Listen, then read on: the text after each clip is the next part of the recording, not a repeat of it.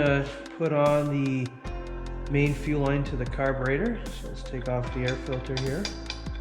I bought a pre-made one from Jegs that has also has a port on it for a fuel pressure gauge, which is going to be nice. So this being the pre-made carb fuel hookup, will go right there. All right, so we have here the Jegs fuel line here. We have a couple crush washers, it appears, and some threaded glue, which you're supposed to use, from what I understand, on MPT ports, but not AN fitting ports. So we're only going to be using them here, as the other ones are supposed to self-seal. So I've stumbled into a bit of a problem here. It seems that Jegs line that they've created for this section here is just a little bit too short. So when the left side's fully threaded in, the right side's off by maybe a little over 1/4 inch, 1/3 of an inch.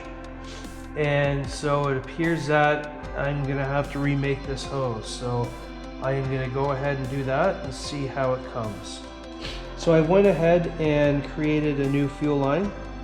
I clearly need to invest in some AN tools because this got marked up a little bit, which is just me using wrenches. So I'm going to invest in that and probably remake this line later, since this is going to be one of the main ones you see. Anyways, I'm going to continue. So as you can see from the picture, I had to extend it about 1/4 of an inch to get it to fix. Otherwise it was going to be too stretched. Whereas if my measurements are correct, we should be good to go. So I'm going to throw on the T-fitting here, and then fit the one side on. And as long as my measurements were correct, it should work perfect.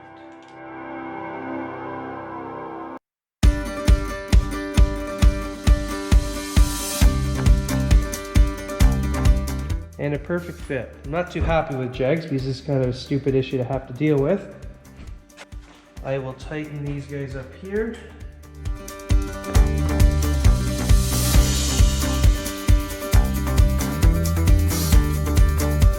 And there we go. Beautiful, aside from my connections. So here is the, I believe it's 1/8 NTP port for the gauge. I will go get that now. I will put on my thread sealant again. I'm going to have to buy a new one soon. Perfect. Once again, branded by Jegs, which, because of that issue, I kind of don't want to do that anymore. So now we're going to throw on throttle cable assembly.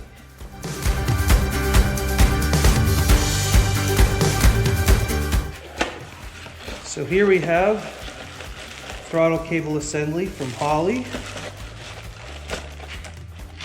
Put that up here.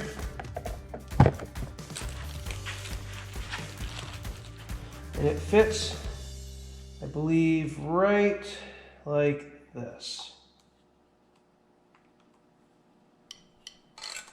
Like that. So we have to pull this one socket out. So it's a 1/2 inch bolt mounting this side of the carb. It's pretty loose there. So we're going to throw this screw back on.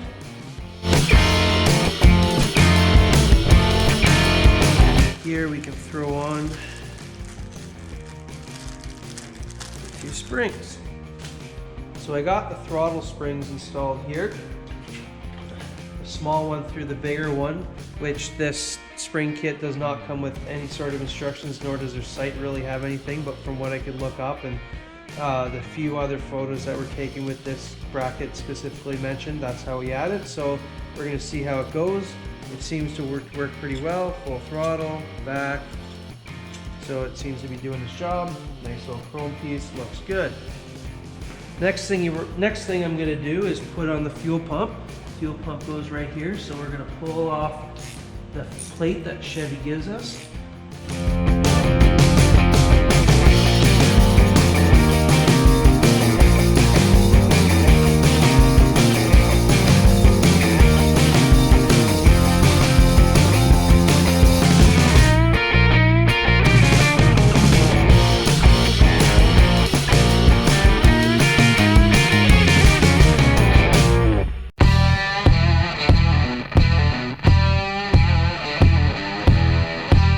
So this is the Edelbrock 130 gallon per hour mechanical fuel pump I bought.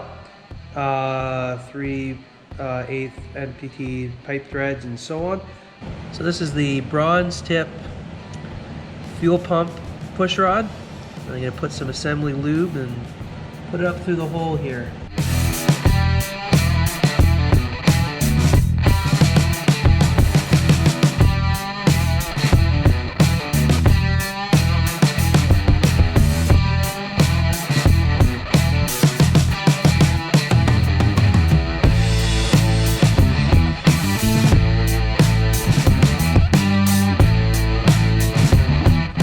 Now I'm just going to throw these on just because it's ready for it and it looks good too.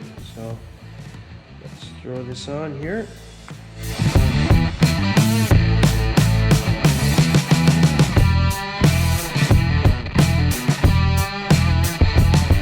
Fuel pump is installed.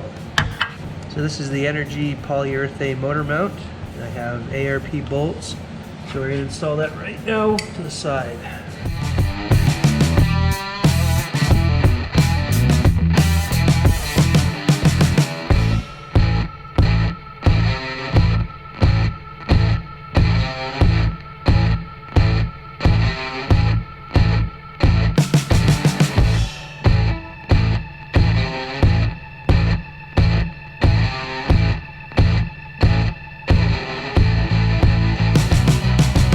Now we're going to install the starter.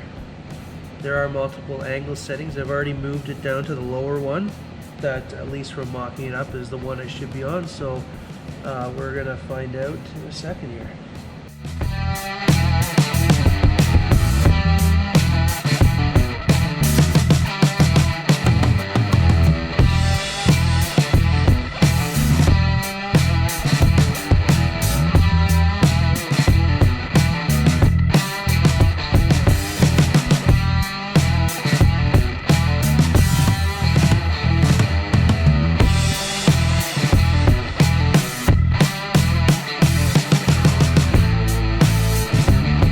So the starter's installed. I need to get a front brace for it that I couldn't reuse from the old small block.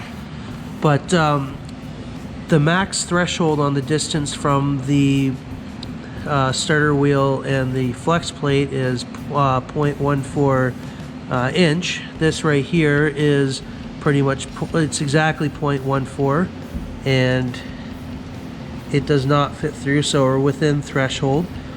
So the starter install appears to be good. Both bolts torque down to 35 foot-pounds of torque. We should be good to move on.